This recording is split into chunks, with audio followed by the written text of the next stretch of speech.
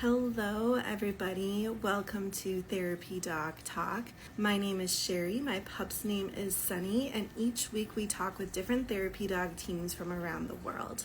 If you're just getting started or just thinking about becoming a therapy dog and you're not really sure where to get started, we have a free guide for you that you can find at freeguide.therapydogtalk.com. If you do check it out, please feel free to reply to the email and let me know how it's working for you or what other questions that you have. Today we're talking with Marsha and Charlie, and so I'm really excited to get them in here and introduce them to you. Hi, Marsha. Hey, how are you? Good, how are you? I am great. Here's Charlie, maybe. Hi, Charlie. There we are. So Marsha, for those who don't know you and Charlie, would you like to introduce yourselves? I'm Marsha Hayden, and this is Charlie. And we are an AKC therapy dog team. We have been since September of 2020. He was actually ready in 2019, but he had to turn 1. And then we were ready to test in February. And of course, the pandemic hit. Of course. And so I guess it was 2020 in February. And so we had to wait until September. And then we were able to go ahead and get him certified. But he was ready. So we always said he was a puppy with a purpose. I love it. Is that Madeline the therapy dog I see on your bookshelf? It is. We were very, very privileged. They contacted us just before Charlie got certified when we were still in training, and Peachtree Publishing did, and asked us if we'd be willing to help them promote the book.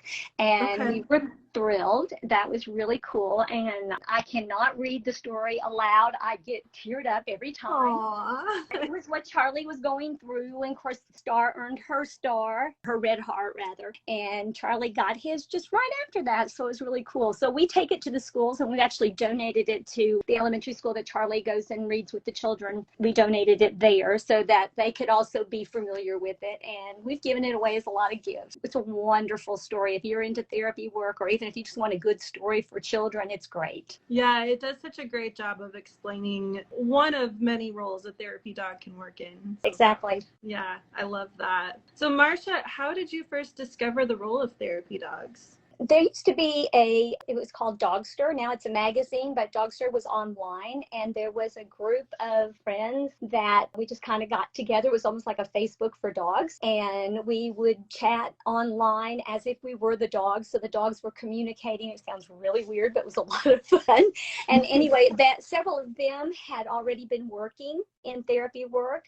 And so that's when I first heard about it. And then I was considering retiring, and I was a teacher, and someone told me so many people retire from, and you need to retire too. So I had began to search for what is my 2 going to be. It didn't take long to realize I love dogs, and this was the direction I needed to go. So it was a process, but it was meant to be, truly. That's awesome. Is Charlie your first therapy dog? He is. He truly Okay. is. We got Jackson, his half brother, about 2 years before Charlie, and that was while I was still teaching. But I teach, and I can train a dog. I can teach any dog to be a therapy dog, and we quickly discovered you cannot. That it's all about the temperament. Jackson he went through all the same classes Charlie went through, but he is just a happy, excitable dog, which would be chaotic in an assisted living center or a hospital or a classroom. And so he cannot do it. We never even got to CGC. So then we began to search for Charlie. And that was a process as well. But he was very prayed for, and we were very, very fortunate to get him. And he has the perfect temperament for it. It's really even amazing for him to go from just the regular assisted living into memory care. The nurses have noticed, and they said, you can see him change. He knows the difference. It's instinctive for him. That's really great. That's cool. So when you were looking for Charlie, you were specifically looking for a therapy dog then? Right. That was the top priority. I was looking for that temperament. And, we were fortunate in that his breeder is a therapist herself. Okay. And so she knew what those characteristics were in a puppy. And then Charlie's mother and sister are therapy dogs. And then several more puppies have become therapy dogs as a result. Okay, so it's all in the family for Charlie. It definitely is. I hadn't thought of it that way. Very cool. Once you brought him home, then how did you know that he would for sure enjoy therapy dog work? Because I know even when you're looking for a specific temperament, it's still a little bit of luck because you don't know for sure. Sometimes things change. Yeah, I guess there is a certain amount of luck in it, but I mean, we even knew at the airport when we were bringing him home. I mean, Charlie's my 7th golden retriever, but people were drawn to him, and he was just so laid back and easygoing. He wasn't even that typical rambunctious puppy. Not that he couldn't have those moments, but as a whole, he was. And of course, his breeder had already started a lot of the, things that you do with therapy dogs to get them used to different aspects of it. So he was already somewhat introduced to a lot of different things. But, I guess you don't know that you know until you do it. The very first time, he was 5 months old and we went to an assisted living center. And it was our first visit, and I had no idea what I was doing. He'd been to one behavior class, and we walked in, and of course he was excited, but then we walked into the hallway and he started meeting the residents, and he was so gentle and so calm, and he just changed as different from how he was with the manager or the activities director. He would bounce and do all the normal puppy things with them, but when he got with the seniors, he just settled immediately. So we knew. He knows how to read a room, huh? He does. I mean, we've just had so many experiences where he just reacts, and he does things that we don't even know. He reacts to them that we don't even know is going on. Yeah, it's pretty neat. That's great. And I didn't realize that he's your 7th golden retriever, so there's probably just a lot that you could tell just from your experience with having so many golden retrievers already. Well, I could look back and I can tell another one for sure that probably could have done it, but we didn't know. And I was still working. You definitely, when you're volunteering, you have to have the time to give to that. And we'll say you can't do it when you're working, but it's difficult, I would think. It's a different beast for sure. Well, it's a full-time job. I mean, it really is, in fact. And I just recently discovered that you can overwork them. I thought that as long as I could handle it, he could handle it. And I started realizing that he wasn't reacting, it was specifically with the children, the way he used to. And so, I started messaging some of my therapy dog friends, and they said, oh, you're going to burn him out if you're not careful. And so we gave him a week off. We didn't go anywhere. We just let him be. And the next thing we went to, he was back to normal. So we've actually cut back a little bit on some of his activities so as not to burn him out. I mean, he's only 3 years old. We don't want to burn him out yet. The dog training world that I'm a part of calls that like a bucket holiday, where you just give them a week off to empty their stress buckets and just chill out. I haven't belonged to anything like that. It would have been nice to know. And I guess when you're networking and you have people that you can turn to that have more experience than you do, it's nice. So I wish we had something like that around here. We don't. That would be nice. Yeah. Animal assisted therapy and animal assisted activities, therapy dog work, whether it's volunteer or professional, it's not new, but it's really exploded in awareness and popularity. So there's still a lot of gaps. I'm in Los Angeles, and as far as I know, there's not a good therapy dog training program or group here in LA, which is not a small town. So, it really depends on the area because it is still massively growing for sure. Right. But it was hard to get information when I knew that's what I wanted to do. And I started, searching and researching, and it took a lot to really find out what is it I need to do when I get this puppy. How do I train it? What kinds of things? And so that was difficult. So what I did after that, when we got him, I went ahead and created a website and put on there everything we did with him, so that when people ask, because it's too much to just share it, you can't share on an Instagram text. So that way I can send people there and they can kind of look over the different things that they want to know about and then come back and ask questions, because it's just a wealth of knowledge. But the different books you can read and the places you can go and the things you should expose them to, I remember the first time he saw a moving wheelchair. He was right at 5 months old then. And of course he barked at it. He'd never seen anything like it. And bless the sweet lady's heart, she stopped it immediately and she let him walk around it and smell it, and she petted him, and he never barked again, and he's not a barker. So that was another characteristic that lets you know, because you can't have a barking dog in a classroom or in assisted living or hospital. Yeah, I think one of the things that we often don't think about is like getting on the animal's level and experiencing things like that from their perspective. Like I know that's in Temple Grandin's story and movie and in some of the other training I've seen too, where we look at it and we're like, what is so scary about that? But if you pretend that you're on his height and look at it, it's a whole different experience. It is, truly is. So you became a therapy dog team in September 2020 then, right? Right.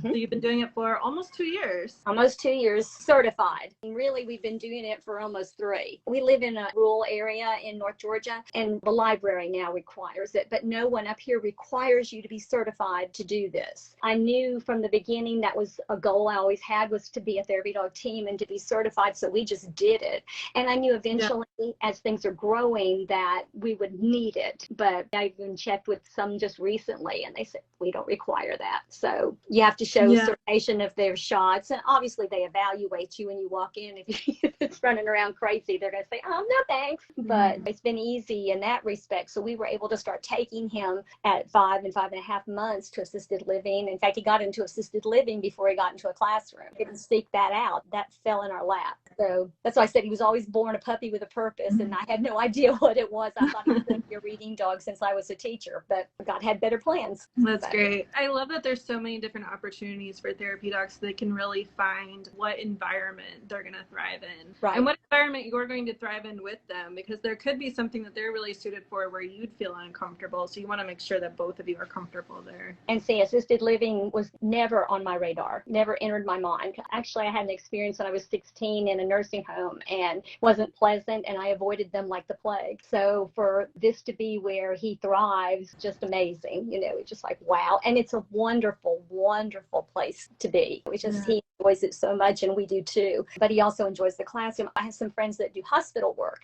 I don't know how he would do with that. He's not big on moving carts and things like that. And of course, there's so much of that in a hospital. But then again, we didn't expose him to that as a puppy. So much is what they've been exposed to. Yeah. And there's some things you can do to prepare them for the unexpected too, but it really depends on the dog as well, for sure. What surprised you the most in your training journey to becoming a therapy dog team? I guess it was those aha moments when, just watching him work with the people, and, the tender moments probably, and how he reads them. One lady, she was in hospice care, and she'd been doing great. We had no idea that she wasn't doing well. And we went to visit the one day, and she was in her room, and the assistant was with her, and she loved Charlie. And, the assistant said, do you want to see Charlie? Oh, yes, I want to see Charlie. And so they kind of lifted her up, and Charlie, we took him over to the bed and said, okay, paws up. And he put his paws up, and then he just eased up as close as he could to her. He's never done that before. He has not done it since. And she passed away the next day. I guess he knew, and he wanted to be close to her. It's just things like that. Or I had one teacher tell me, we were in the classroom, and he went over to this one child, and the teachers told me later on that was the one child they were the most worried about, that he actually abused animals in the past, but that child lit up, like a Christmas tree, and they were just amazed. So, that's just 2 of the things that I can rattle off that just really surprised us. As far as the training or any of that, I was so new at everything that it was all, I can do that. Okay. One other thing, I suppose, when we went to the assisted living the first time, and Charlie was only 5 months old, and the first thing they wanted to know is, well, can he do any tricks? And that surprised me. I'm like, well, he can shake, And so we began working on tricks immediately after. Of course, now he's got his advanced trick dog certification through AKC, and that's, so he can definitely do tricks now. That was a surprise. I had no clue that's what they would want. And they still ask those things if we go somewhere new. Say, Hi, handsome boy. Hi. But anyway, so those would be kind of the surprises, I guess, but nothing shocking. It's definitely a lot of work. And now, like I said, it's so hard. You don't want to tell people no. It's so hard. And with that, not wanting to tell them no led me to burning him out pretty much. So we had to break. So now I'm trying to say no or be more cautious or limit. That's probably been the surprising aspect of it. Yeah. What have you found is a good frequency of volunteering for Charlie? Still working on that. Right now, we go to 2 assisted living centers a week, and then we go to, when school gets back in, actually it is in, but another couple of weeks, we'll go to the school once a week. So that's 3 times a week, which is a lot. We started out with 1 a week, Yeah. And then 2 a week, and I think 3, I don't think he'll stress at 3. When we added in that 4th and 5th day last year, that's when it was too much. But there again, age plays into it, and I have to realize that he gets tired, and after a visit, he comes home and naps, because it is, although it's not stressful, like it's upsetting to them, it's different stimulus. It's a lot of stimulus. And a lot of people touching him and talking to him, and then if I'm asking him to do a trick or do this or do that, he's constantly taking in all that information and processing it. And so we have to realize that that's a lot for a dog, and we have to remember they are pets, they're not humans. And that's hard because we think he's human. Right. Sometimes they're smelling something weird in the room that we don't even realize is there, and that takes up a lot of their energy too. Yeah. Exactly. Yeah. A lot of times I feel like people don't realize that mental exercise is just as good for them as physical, and sometimes a lot more effective. But, absolutely. Yeah. I was asking about the frequency because I know some organizations and some insurances for therapy dogs as well limit how often they're able to work, at least per day. So that's what it is. Yeah. Cheyenne says that she learned with her Beagle Tiana that 3 days a week is the comfortable max. Yeah, I think that's really where we are right now. I pushed the limits last year. I could see, I know my dog, and I could see he would just go in there and lay down. Yeah. And the other people didn't really realize. They'd keep petting and talking to him, and he might react a little bit, but I thought, this isn't normal. And that's why it's so important to know your dog, so you can recognize that, because you're not going to know what his limit is until you find it. Right. And I'm constantly reading him and watching how he's reacting, and if something startles him or troubles him, I'm trying to be predictive in some respects, but sometimes you can't predict. Things happen, but he generally handles it very, very well. What do you enjoy the most about being a therapy dog team? I taught school for 40 years, and I left loving it. Thank goodness I got out before COVID hit. I don't know if I would have felt that way then, but I truly loved what I did. But this is probably the most rewarding thing I've ever done. And, my husband goes with us to the assisted living center. So I thought Charlie was going to be my retirement dog, and ended up that's something we do together. So that's really neat. And then I do the school by myself. And I can't really tell you one area or another which I like better or he likes better, but it's just so rewarding. People say, oh, you're so wonderful doing all this. And I feel bad because I feel like I'm the one getting the blessing. I just come away so fulfilled. And it's such a joy to see the interaction between a dog and someone else enjoying your dog. It's like having kids, nothing makes you happier than for people to love your children. And it carries over as far as the therapy dog as well, because when they're enjoying him and I'm seeing them, that connection between the eyes is phenomenal. Or when he reaches up and gives them his paw, or that sort of thing, or they tell you, thank you, you've made my day, and you're like, wow. Okay. Awesome. I'll bring my dog as much as I can, as much as he's able. Well, that's the goal, right? For the handler, for the dog, and for whomever you're visiting, to just really benefit from the experience and enjoy it. So it's wonderful. It truly is. Yeah. I know you mentioned that you have a website, and I would love for you to share that. But in addition to that, what advice do you have for someone who's interested in becoming a therapy dog team? There again, it's making sure that your dog has the right temperament. That is the absolute key. I don't think it matters whether it's male or female or what breed. It's all in that temperament. And so you kind of have to make sure that your dog can handle those situations. They're not going to be like Jackson would be, going crazy and running around. And there again, puppies are puppies. If you get them as a puppy, or they act different at home.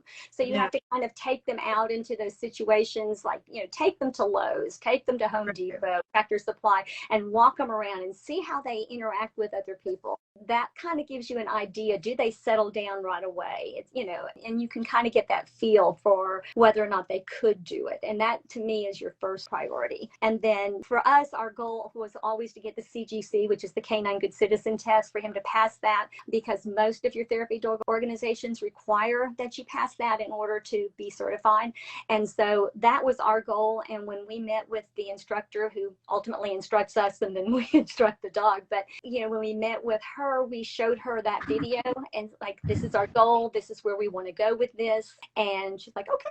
She adjusted what she did with the classes to make sure that Charlie was getting what he needed, and it worked beautifully for us. I would say, set your goals, know what your main goal is, ultimately to be a therapy dog, but what do you have to do to get there? And the CGC was the ultimate goal initially. And then, find an instructor that is in line with you and go for it. I mean, you can do it yourself. We wanted the instruction because we had not ever done anything like this before. So there's a lot of different ways to go about it, but just, have those goals in mind as to what you want to accomplish and then go for it. Yeah, that's great. And what's your website that you mentioned that you share with people when they reach out? It's www.pawprints, PAWPRINTS, ontheheart.blog. Okay. I will link that in the show notes when we publish the episode. And they can also, I'm sure, find it on your account, which is at Charlie the Therapy, right? Right. I have it on his link tree. So you could actually go straight to his link tree. That'd be the easiest. Go straight to his link tree, click on that, and you'll go straight to the blog. And, look at the menu, use the menu, because depending on where you are in your journey, you may not want to read everything. Because, I started out with how we found him and what we went through and all of that. So it's a process, but you can find the articles that benefit you the most. And hopefully it'll at least let you know what we went through. There's pictures and things to look at that, some videos. I've got the link to the CGC test that we use, that video, and also to multiple therapy dog organizations so that you can kind of look over the different ones and see which ones suit your needs. They vary a little bit. That's so generous of you to compile all of that and share it with everyone. And I'm sure when you're ready for another therapy dog, you'll appreciate that too, because it's hard to remember some of the early stuff sometimes. Absolutely. And there is that possibility. We actually have found a breeder that we really like and have with them and gotten on a waiting list. I'm in no hurry. Charlie takes up all the time I have, but in a couple of years when Charlie gets a little bit older, we may look at another puppy. And I think I found the right breeder. It's just a matter of for the right time. And Charlie is 3 now, is that right? Charlie is 3. All right. So for a golden retriever, that's like when they're just starting to become calm in a lot of cases. He was pretty calm. And then is Jackson also a golden retriever then? Jackson is also a golden retriever. Jackson is literally Charlie's half brother. They have the same daddy, but a different mama. How old is Jackson? Actually, Jackson will be 6 on Thursday. Jackson has yet to settle down. Are they the only 2 you have? There are 2. Mm-hmm. Okay. Yeah. Well, we have Norman the cat. He's not a therapy cat. Norman's a Garfield. He and Charlie have a good relationship. We actually just had a couple of therapy cats on here recently, even though I was looking at your website or at your page and saw that, and I was looking at that earlier just to say, I thought, wow, a therapy cat, how does that work? So that was really cool. I liked it. My biggest question was what they do about the murder mitten. And what do they do about that? She said one of her biggest downfalls as a trainer is that the 2 cats she has that are therapy cats are just naturals, and so that wasn't something that she had to address. It was really interesting to talk about that, but a lot of cats can be therapy cats, not all can. Mine would not be. Norman wouldn't do it. If you don't want Norman, then he wants you. So right. Well, that's just classic cat behavior. So. But I thought that was really neat when I was scrolling through your posts and all, and I went, oh, look at there, a cat, a therapy cat. Well, I've not heard of that. I heard of therapy rabbits, but not a therapy cat before. So that was cool. Yeah.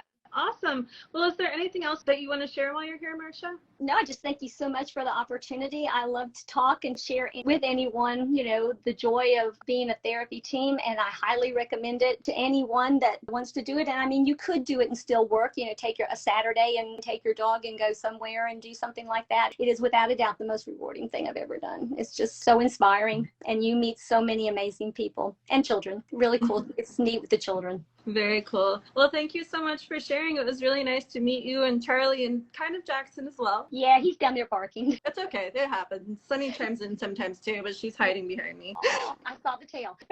Yeah. So, awesome. Okay, well, thank you so much. Thank you very much for having us. Thank you. Have a great day. You too. Bye-bye. Bye.